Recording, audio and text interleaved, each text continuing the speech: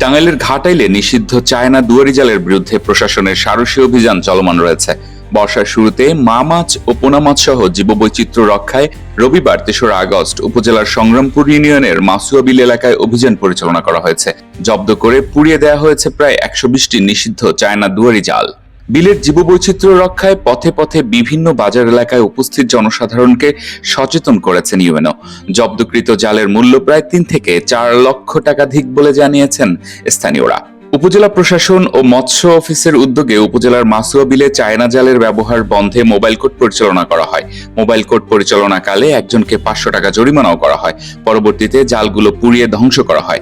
Mobile court পরিচালনা করেন ঘাটাইল উপজেলা নির্বাহী কর্মকর্তা ও এক্সিকিউটিভ ম্যাজিস্ট্রেট মোহাম্মদ আবু সাইদ।